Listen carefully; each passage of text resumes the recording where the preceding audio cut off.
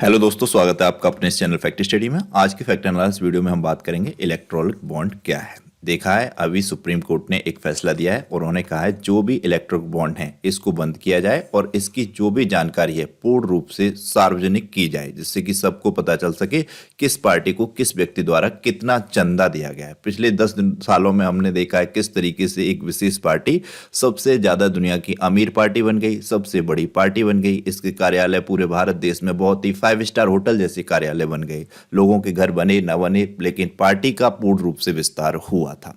तो यही पार्टी एक स्कीम लाई थी 2017 में, ये अधिनियम लाए थे, 2018 में ये पारित हो गया था, बन गया था अधिनियम। और एसबीआई को इन्होंने अधिकार दे रखा था कि इलेक्ट्रॉनिक बॉन्ड आप बेच सकते हैं, कोई भी इनको खरीद सकता है और उसके बाद ये पार्टी को दे सकता है। इसकी मतलब अवधि भी थी 15 दिन के अंतर्गत, खरीदने के बाद किसी न किसी पार्टी को ये देना होता था। और पूरी की पूरी जानकारी गुप्त रखी जाती थी, कितना महंगा आपने बॉन्ड खरीदा, किस पार्टी को दिया, सब कुछ आपका गुप्त। तो विशेष तौर पर साफ साफ पता चलता है पार्टी ने अपने फायदे के लिए ये किया हुआ था। और जो गुप्त रखी जा रही है, कुछ ना कुछ बात तो जरूर होगी गड़बड़, इसलिए इसीलिए उस मतलब जानकारी को गुप्त रखा जा रहा है। तो ये आप देख सकते हैं सभी बड़े बड़े न्यूज़पेपर में ये हेडलाइन प्रमुख रूप से छपी हुई है। देख सकते हैं आप, electronic bond scheme verdict, SC strike down, EVDS, ये सब देख सकते हैं आप। इसमें किन मतलब आर्टिकल्स का भी हनन हो रहा था उन पर भी बात की है सुप्रीम कोर्ट ने, तो उसको भी हमने यहाँ पर ऐड किया हुआ है। इलेक्ट्रॉनिक बॉन्ड क्या है उसको जानेंगे, इस कोर्ट का क्या फैसले हैं उनकी मुख्य बातों को भी यहाँ पर हमने रखा हुआ है। पिछले 5 सालों में किन पार्टी को कितना कितना चंदा मिला था उसको भी अभी आपको पता चलेगा। तो यहां पर हमने ऐड किया है, सुप्रीम कोर्ट ने इलेक्टोरल बॉन्ड को लेकर सर्वसम्मति से फैसला सुनाया। सुप्रीम कोर्ट ने पूरे 5 जजों की ये मतलब बैठ थी, मतलब उसमें ये सुनाया गया।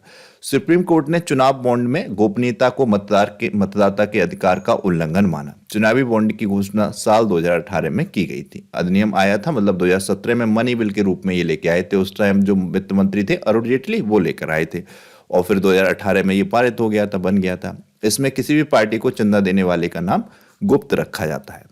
तो अभी 5 जजों की ये कमेटी थी, उसने ये फैसला सुनाया है। तो इन्होंने साफ साफ कहा है सुप्रीम कोर्ट ने एसबीआई से कि state bank of India SBI तत्काल इलेक्टोरल बॉन्ड इशू करना बंद कर दे। 12 अप्रैल 2019 से अब तक खरीदे गए बॉन्ड की जानकारी चुनाव आयोग को दे दी जाए। अब चुनाव आयोग तो वर्तमान में पूरा वर्तमान सरकार के हाथ में है, तो ये कुछ न कुछ तो अंदर अंदर हस्तक्षेप जरूर करेंगे। तो ये देखिए हमने ऐड किया है, शीर्ष अदालत ने इलेक्टोरल बॉन्ड को असंवैधानिक करार दिया है। शीर्ष अदालत ने चुनावी बॉन्ड की बिक्री पर रोक लगा दी है। सुप्रीम कोर्ट ने सीजेआई के नेतृत्व वाली सुप्रीम कोर्ट की 5 जजों की संवैधानिक पीठ ने इस संबंध में गुरुवार को फैसला सुनाया।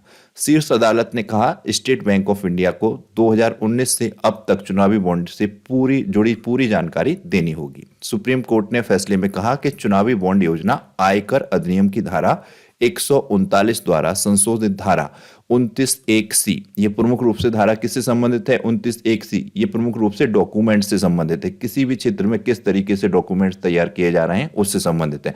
अब इसमें तो कोई डॉक्यूमेंट्स ही नहीं तैयार किए जाते थे ज्यादा, सीधा आप एसबीआई में जाके बड़े से बड़ा बॉन्ड खरीद के सीधा आप दे सकते हैं किसी भी पार्टी को। तो उससे आप अपना ब्लैक मनी, व्हाइट मनी, किसी भी तरीके से किसी मनी को भी कन्वर्ट कर सकते हैं। तो ये मामला था, इसीलिए इनकी जो है जानकारी भी गुप्त रखी जा रही थी।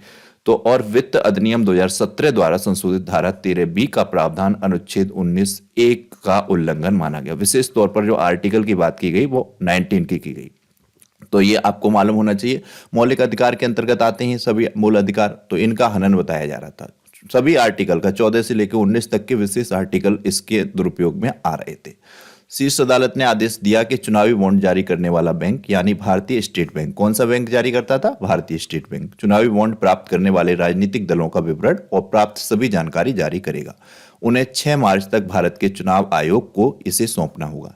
चुनाव आयोग इसे 13 मार्च तक आधिकारिक वेबसाइट पर प्रकाशित कर देगा। यानी कि जो एसबीआई है वो 6 मार्च तक चुनाव आयोग को दे दे सारी जानकारी, किसने कितना कितना बॉन्ड खरीदा है, और चुनाव आयोग 13 मार्च तक आधिकारिक वेबसाइट पर सभी चीजें प्रकाशित कर दे। तो ये मामला है। और साथ ही राजनीतिक दल इसके बाद खरीदारों के खाते में चुनावी बॉन्ड की राशि को वापस कर दें। ये काफी ऐतिहासिक फैसला है अपने आप में। तो इलेक्ट्रॉनिक बॉन्ड आखिरकार है क्या? चुनावी बॉन्ड ब्याज मुक्त धारक बॉन्ड या मनी इंस्ट्रूमेंट था। इसे क्या क्या नाम दिए गए? चुनावी बॉन्ड, ब्याज मुक्त धारक बॉन्ड या मनी इंस्ट्रूमेंट, जिन्हें भारत में कंपनियों और व्यक्तियों द्वारा भारतीय स्टेट बैंक की अधिकृत शाखाओं से खरीदा जा सकता है। मतलब कुछ विशेष शाखाएं थी जिनसे इसको खरीदा जा सकता था।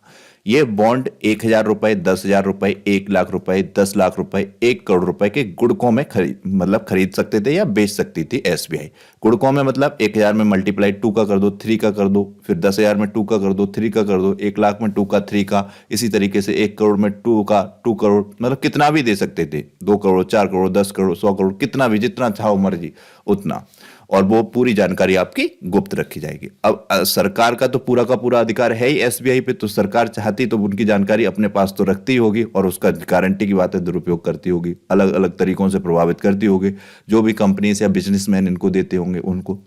किसी राजनीतिक दल का दान देने के लिए उन्हें केवाईसी अनुपालक खाते के माध्यम से खरीदा जा सकता था। राजनीतिक दलों को इन्हें एक निर्धारित समय के भीतर बुलाना होता था, यानी कि 15 दिन के अंदर खरीदने के बाद 15 दिन की इसकी मतलब रहती थी एक्सपायरी डेट। 15 दिन के बाद ये फिर खत्म हो जाता था बॉन्ड। 15 दिन के अंतर्गत किसी न किसी पार्टी को आपको ये बॉन्ड देना होता था। दानकर्ता का नाम और अन्य जानकारी दस्तावेज पर दर्ज नहीं की जाती थी और इस प्रकार चुनावी बॉन्ड को गुमनाम रखा जाता था। किसी व्यक्ति या कंपनी की तरफ से खरीदे जाने वाले चुनावी बॉन्ड की संख्या पर कोई सीमा नहीं थी। सरकार ने 2016 और 17 के वित्त अधिनियम के माध्यम से चुनावी बॉन्ड योजना शुरू करने के लिए 4 अधिनियमों में संशोधन किया था। यह संशोधन अधिनियम लोक प्रतिनिधित्व अधिनियम 1951, कंपनी अधिनियम 2013, आयकर अधिनियम 1961 और विदेशी योगदान विनिमय अधिनियम 2010, 16, 17 के वित्त अधिनियमों के अंतर्गत था। 2017 में केंद्र सरकार ने इलेक्टोरल बॉन्ड्स स्कीम को वित्त विधेयक के रूप में सदन में पेश किया था, मनी बिल के रूप में पेश किया था अरुण जेटली ने, और संसद में पास होने के बाद 29 जनवरी 2018 को इलेक्ट्रॉनिक बॉन्ड स्कीम की अधिसूचना जारी की गई थी। पूरी तरह से ये आ गया था 2018 में। 19 में फिर लोग खरीदने लगे थे, काम चलने लगा था, चुनावी राशि बढ़ने लगी थी, लोगों को धन मतलब मिलने लगा था, ज्यादा से ज्यादा चंदा पार्टी को, और सबसे ज्यादा सभी जानते हैं बीजेपी को ही मिला था। तो कोर्ट के फैसले की कुछ मुख्य बातें हैं, इनको भी जानते हैं। चुनावी बॉन्ड योजना आयकर अधिनियम की धारा 139 द्वारा संशोधित धारा 29(1)(c) और वित्त अधिनियम 2017 द्वारा संशोधित धारा 13(b) का प्रावधान अनुच्छेद 19(1) का उल्लंघन था। विशेष तौर पर यह आर्टिकल ध्यान रखना है, इसका उल्लंघन बताया जा रहा है। सभी को अधिकार है, वो एक आरटीआई का भी उल्लंघन बताया जा रहा है, राइट टू इन्फॉर्मेशन का, कि आपको क्या क्या इन्फॉर्मेशन है आप पा सकें, लेकिन इसके अंतर्गत आप नहीं पा सकते थे किसको क्या कितना चंदा मिल रहा है, कौन कितना दे रहा है। इस तरीके से भारतीय स्टेट बैंक चुनावी बॉन्ड प्राप्त करने वाले राजनीतिक दलों और उनसे प्राप्त जानकारी की डिटेल जारी करे, साथ ही मार्च तक भारतीय चुनाव आयोग इसको सौंपे।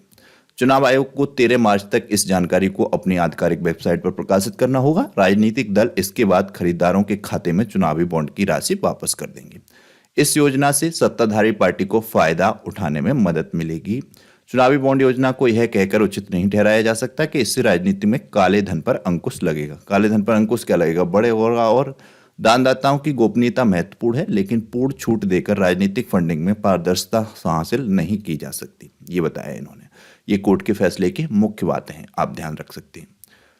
ये देख सकते हैं 5 साल में पिछले में किस पार्टी को कितना चंदा मिला। देख सकते हैं बीजेपी को मिला है 5,271 करोड़, 5,000 करोड़ से ज्यादा का चंदा मिला है बीजेपी को पिछले 5 सालों में। कांग्रेस को मिला है 900 करोड़। 900 और 5,000 कितना बड़ा डिफरेंस है, देख सकते हैं आप। तो इससे साफ साफ बीजेपी को फायदा हो रहा था, इसीलिए ये पार्टी लेकर आई।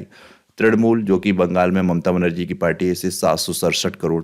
बीजेपी किसको, नवीन पटनायक की पार्टी है उड़ीसा में, 662 करोड़। डीएमके भी है, इनको 431 करोड़। बीआरएस को 383। इस तरीके से शिवसेना को भी यहाँ पर है 101 करोड़। तो ये मिल रहा था। आप भी बता सकते हैं कौन सी पार्टी पर सबसे ज्यादा प्रभाव पड़ेगा सुप्रीम कोर्ट के इस फैसले का, बताइएगा जरूर कौन सी पार्टी को इससे फायदा होगा, कौन सी पार्टी को नुकसान। तो यही था वीडियो। उम्मीद है शॉर्ट वीडियो था, कितना क्या इसमें जो इंपॉर्टेंट पॉइंट्स थे उनको हमने डिस्कस किया। आपको ये वीडियो कैसा लगा प्लीज कमेंट बॉक्स में बताइएगा। वीडियो को लाइक और शेयर कीजिएगा। एक क्वेश्चन हमने रखा है, काफी इंपॉर्टेंट क्वेश्चन है करंट अफेयर्स का। विश्व जल पुरस्कार 2023-24 में किस शहर को जल योद्धा पुरस्कार से सम्मानित किया गया? तो इसका आंसर कीजिएगा। वेरी वेरी इंपॉर्टेंट क्वेश्चन है, 4 ऑप्शन दिए गए हैं। वीडियो को लाइक और शेयर कीजिएगा, चैनल को सब्सक्राइब कीजिएगा। Thank you so much.